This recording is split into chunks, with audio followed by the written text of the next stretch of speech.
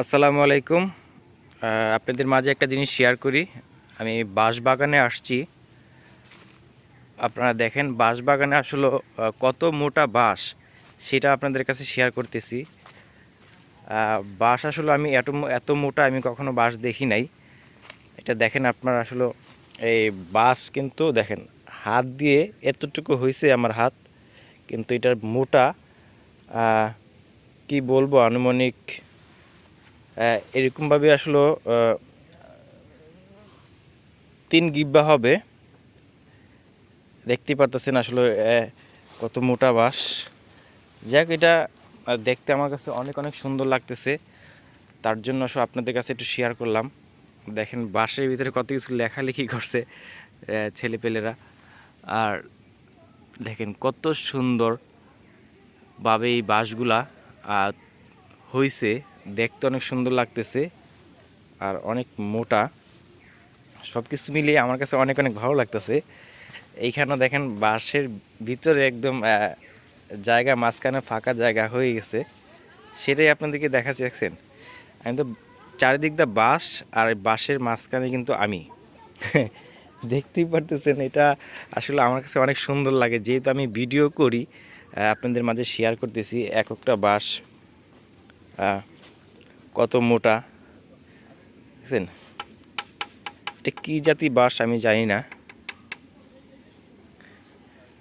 এই যে অনেক অনেক সুন্দর, হয়তো এই বাঁশটা কেটে ফেলছে। এটা আসলে মাঝখানে ছিল, এটা অনেক মোটা।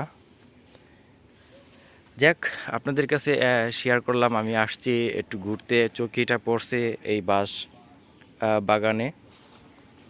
এখানে আসলাম আমি এই পাশ থেকে, এখন ওই পাশে যাব। যাক,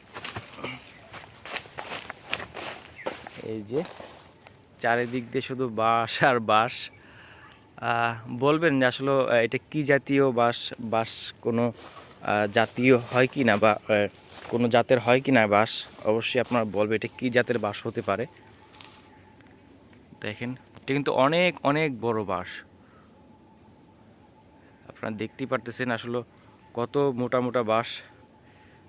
এদিক দিয়ে শুধু, চারিদিক দিয়ে শুধু বাঁশ আর বাঁশ। আপনারা আশেপাশে আপনারা কোথায় গেছেন, বা হয়তো চেনা জানা হতে পারে এই বাঁশ বাগানটা কোথায় হতে পারে। এটা ঢাকার আশেপাশেই, দেখছেন এদিকে সব। এদিকে যতটুকু জামু ততটুকু কিন্তু শুধু বাঁশ বাগান আর বাঁশ বাগান। আপনাদেরকে এটা শেয়ার করলাম দেখানোর জন্য। আমি দেখছি, অবশ্যই আপনাদেরকে দেখাইতেছি। অনেক অনেক সুন্দর লাগতেছে আসলে। কি বলবো আর, কোনো গাছপালার কাছে গেলে বা নীরব জায়গায় গেলে মনটা অনেক শান্তি হয়ে যায়, অনেক ভালো লাগে আর কি। আজকে আসলাম একটু হাঁটতে, একটু দেখতে নীরব জায়গা। আসলে ভালো লাগতেছে না, তার জন্য আসলাম। আরেকটা জিনিস চিন্তা করতেছি, আপনারা একটা জিনিস চিন্তা করছেন, আমরা মানুষ আসলে লাশ পচার আগে বাঁশ পচে যায়, তারপরও আসলে মানুষের অহংকার কমে না। এই জিনিসটা আসলে মাথায় নাই। সব কিছু মিলিয়ে আসলে কি বলবো, আল্লাহ যেন আমাদেরকে সবাইকে মাফ করে দেয়।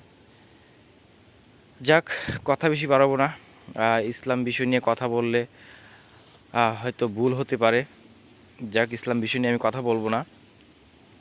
যাক, আপনাদেরকে দেখাইতেছি যে বাঁশবাগানটা, এই বাঁশবাগানটা আসলে আমার কাছে খুবই সুন্দর লাগতেছে, তার জন্য আমি আপনাদেরকে ভিডিওটা একটু করে দেখাইলাম। যাক, আমি সামনের থেকে একটু যাই, দেখাচ্ছি। এদিকে কিন্তু সব কোনো বাঁশবাগান। আর কি পরিমাণের মোটা দেখেন। আমি সত্যি কথা বলতে কি, আমি এত মোটা বাঁশ আমি কখনো কখনো দেখি নাই। এটার বয়স কত হবে তাও জানি না, এই বাঁশের বয়স। দেখতেই পাচ্ছেন কত মোটা বাঁশ, অনেক অনেক মোটা বাঁশ। আর সেদিকে ভিতর দিকে আমি আর যাবো না, ওদিকে পুরাই জঙ্গলের মতো, তার জন্য আমি আসলে ওদিকে যাবো না। এতটুকু ভিডিও করলাম। যে যেখান থেকে ভিডিওটা দেখছেন অসংখ্য ধন্যবাদ। আর ভিডিওটা কেমন হয়েছে অবশ্যই আপনারা বলবেন। এই এই বাঁশবাগান আসলে চোখে কম পড়ে। এইখানকার বাঁশ আসলে কেউ কাটতে পারে না, এটা এইভাবেই থাকে। তার জন্য এখানে অনেক বয়স। যদি এইখানকার কাজে প্রয়োজন পড়ে হয়তো বাঁশ কেটে ব্যবহার করে, না হলে এখান থেকে বাঁশ কেটে কোনো জায়গায় নিতেও পারে না, বিক্রি করতে পারে না। এটা আসলে সৌন্দর্যের জন্য এই বাঁশগুলা এইখানে আছে। আরও অন্যান্য গাছ আছে, এখানে শুধু গাছ আর গাছ, শুধু গাছ আর গাছ। বলতে গেলে এটা আসলে একটা জঙ্গলের মতোই বোঝা যায়। এটা ঢাকার আশেপাশে। আপনারা অবশ্যই বলবেন এটা কোথায় হতে পারে আর কি। যাক, ভিডিওটা আর বেশি বড় করবো না। যে যেখান থেকে ভিডিওটা দেখছেন অসংখ্য অসংখ্য ধন্যবাদ। আর আমার কথাতে কোনো ভুল থাকলে অবশ্যই আপনারা ক্ষমার দৃষ্টিতে দেখবেন। আসসালামু আলাইকুম।